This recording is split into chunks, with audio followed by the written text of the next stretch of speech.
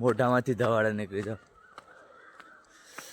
ને જો ભીમાશંકર 33 કિલોમીટર જેટલું છે ને અહીંથી જવાનું છે. અત્યારે હું છું પહાડની ઉપર અને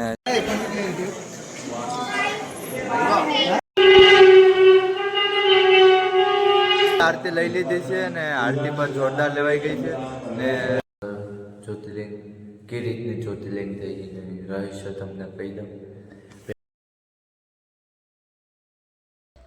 કેમ છે મારું યુટ્યુબ ફેમિલી? ફાઇનલી મંદિરેથી આપણે બહાર નીકળી ગયા છે ને 6 વાગી ગયા એટલે આપણે હાલવાનું ચાલુ કરી દીધું.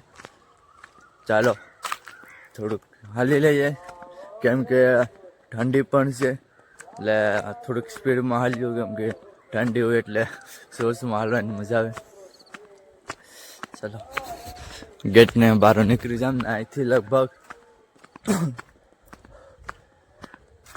મોઢામાંથી ધવાડા નીકળી જાવ ને અહીંથી લગભગ 45 કિલોમીટર જેટલું છે. જોઈએ મેં પેલા મેપમાં જોયું હતું 50 કિલોમીટર જેટલું હતું કેમ કે અડધું તો પહાડ ઉપર આવે છે ને એટલે. ચાલો અત્યારે તો હાલીએ આજ નહીં તો કાલ તો પૂગ્યું તો ખરી આપણે ભીમાશંકર જ્યોતિર્લિંગ આપણી 7મી જ્યોતિર્લિંગ કમ્પ્લીટ થઈ જશે. ચાલો હવે અત્યારે બહાર નીકળી લઉં ને ગેટની બહાર નીકળી ગયો છે. ધવાડા નીકળે મોઢામાંથી ધવાડા નીકળે. મારો અવાજ ચેન્જ થઈ ગયો છે તમને ખબર કેમ કે ઠંડી છે ને એટલે હવાના પરમાં ઉઠી દાંતણ બાતણ કરી ને પછી હું કેમ કે હવે ટેન્ક બેંક હકલીને પછી હું કેમ હવે નીકળું એટલે જેમ દિવસ થઈ જાય ને એમ અવાજ બદલી જશે. ચાલો આપણે આવી ગયા રોડ ઉપર. ચાલો અરે જો ભીમાશંકર 33 કિલોમીટર જેટલું છે ને અહીંથી જવાનું છે. ચાલો 33 કિલોમીટર છે એટલે 5 પૂકી જશું આપણે ભીમાશંકર. ચાલો હવે આ રસ્તો જાય ભીમાશંકર માટે. પહાડું ચાલુ થઈ ગયા હો. જો પહાડ હું અત્યારે પહાડ ચડું છું. હું તમને દેખાડું. અમે જો રોડ નાથી આવું છું અમે અને નાથી 4 વ્હીલ વટીએ જરી બેઠી હસતા તો હું શું જવાનું છે આવું ટગની મારે.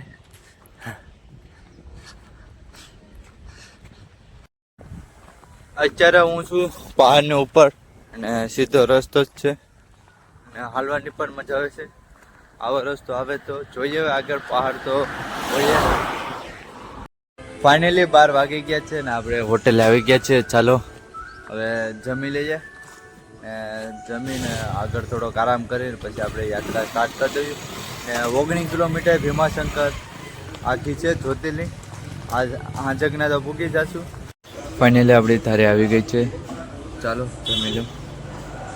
ફાઇનલી ત્યાંથી જમી ને આ સાઈડ વહી આવ્યો છું ને અહીંયા આપણે થોડોક આરામ કરવાનો છે ને આ પાસે જંગલ જેવું છે અને અહીંયા બાજુમાં રોડ છે ને થાળી 70 રૂપિયાની થઈ.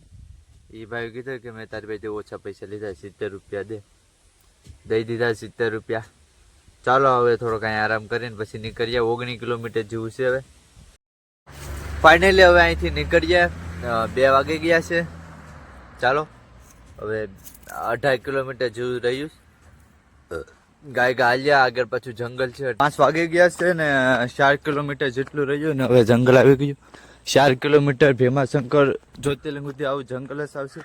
ચાલો હવે આ જંગલને પાર કરીને ભીમાશંકર પૂગીએ. 4 કિલોમીટર રહ્યું. ભાઈ સાહેબ કેવો નજારો છે. હા પૂરું જંગલ ઘણું. આવો નજારો ચાલતા જતા હોય ને તો જ આવો નજારો જોવા મળે. હાલો હવે આવો રસ્તો આવી ગયો ડામર જો. જંગલ તો જો કેવું ઘણું જંગલ છે. ખતરનાક છે હે. બહુ મજા આવે.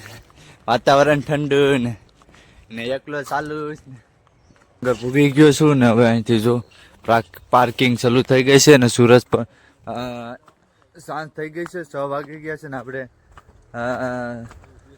સમયે પૂગી ગયા છે ભીમાશંકર. ને અહીંયા બધા પાર્કિંગ માં કે ને હવે આગળ જાય. હેલો ભાઈઓ, ફાઇનલી આપણે ભીમાશંકર પૂગી ગયા છે. ભીમાશંકર જ્યોતિર્લિંગ ને આપણે આ ભાઈ મેલા છે. હર હર મહાદેવ. ને એ ભૈયાને આપને એક કેદારનાથ ક્યાં યાત્રા એ આ ભાઈ કેદારનાથ અહીંથી પુનાથી મહારાષ્ટ્રમાંથી સાયકલ કેદારનાથ સુધી ચાલી છે. હાકી છે. ચાલો આપણે ભીમાશંકર પૂગી ગયા. ચાલો હવે ના જઈએ ને એક આશ્રમ છે ને આપણે આશ્રમે જઈને આપણે એ ભાઈએ કીધું હતું આશ્રમે જઈએ ને જઈને આપણે ખબર પડે કે આ છે આશ્રમ. અત્યારે તો સીડીયું છે ઉતરીએ. હેલો ભાઈઓ, ફાઇનલી આપણે આવી ગયા છે ને 6 રૂપિયા દઈને આપણે બોલે રહ્યા છે ને આપણે અભી નાય ભાઈ ને દર્શન કરવા જઈએ. મહાદેવના દર્શન કરી ને આપણે હવારે અહીંથી નીકળી જશું. ચાલો દર્શન કરી ફાઇનલી ફ્રેશ થઈ ગયો છે. હવે હું ભીમાશંકર મારી 7મી જ્યોતિર્લિંગ છે એના દર્શન કરવા માટે જાઉં. ચાલો હવે હું અહીંથી નીકળું ને હું મારો બેગ લઈ લઉં. હેલો દોસ્તો, ફાઇનલી હું આવી ગયો છું. અહીંયા મંદિર જ છે ને અહીંયા સામે મંદિર છે ને હું અહીંયા રોકાણો છું. ચાલો દર્શન કરવા માટે જઈએ. આ મંદિર છે ભીમાશંકર. ચાલો આપણે અહીંથી જઈએ.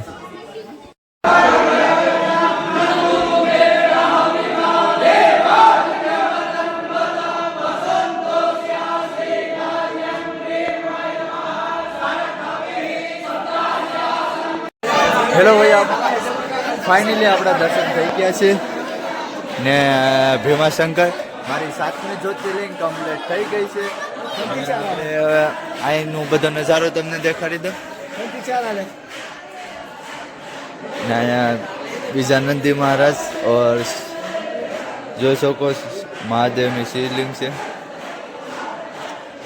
અને આ તો ઓલું છે, આમાં શું કહેવાય કે દીપક નાખીને જલાવાનું છે ઉપર સુધી. ચાલો અહીંથી બહાર નીકળવાનું છે.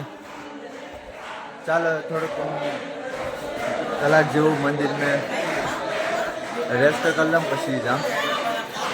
ફાઇનલી મંદિર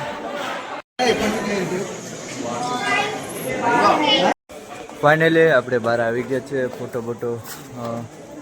પાડવા માટે. ચાલો હવે અહીંયા રીલ બનાવશે ને ફોટો પાડીએ ને આપણું આશ્રમ અહીંયા જ છે, બાજુમાં જ છે. હે નહીં ચાલો ચાલો ફાઇનલી આપણે હવે જઈએ રૂમમાં ને રીલ પણ ઉતરી ગઈ છે. ચાલો હવે જઈએ.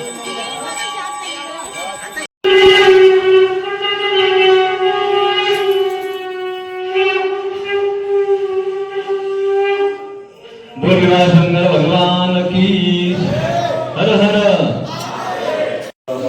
હેલો ભાઈ, ફાઇનલી આપણે આરતી લઈ લીધી છે ને આરતી પણ જોરદાર લેવાઈ ગઈ છે ને ભીમાશંકર જ્યોતિર્લિંગને આપણે આરતી લઈ લીધી છે.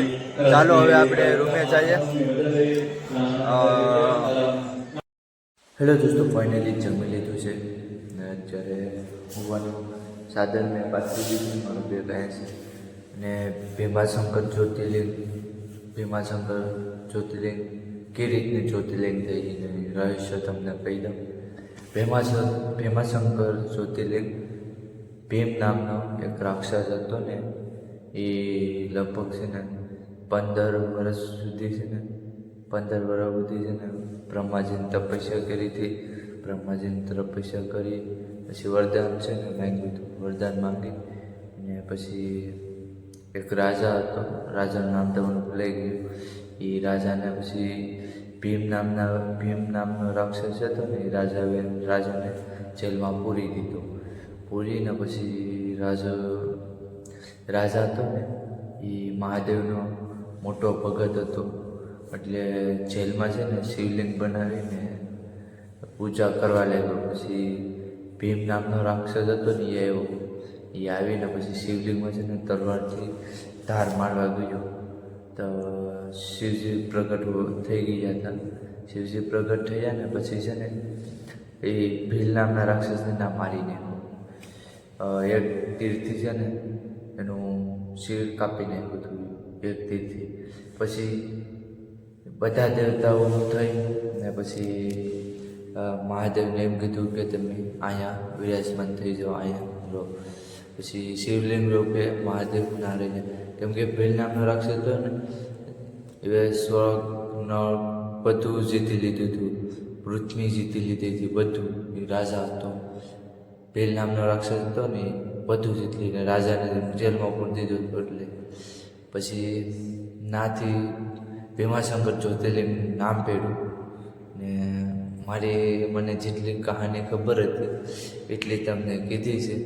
ને હવે હું અહીંયા બ્લોગને એન્ડ કરું ને આપણે સવારે અહીંથી નીકળી જવાનું છે. આપણે હવે જોઈએ સવારે હાલતું થવાનું છે, પછી જોઈએ નાગેશ્વર જઈએ પલરી વેદનાથ કા રામેશ્વર. આપણે જાત જ્યોતિર્લિંગ કમ્પ્લીટ થઈ ગઈ છે, હવે સવારે ખબર પડે.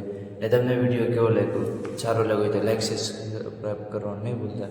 ને બધા ભાઈને હર હર મહાદેવ ને બાય બાય. સવારે મળીએ.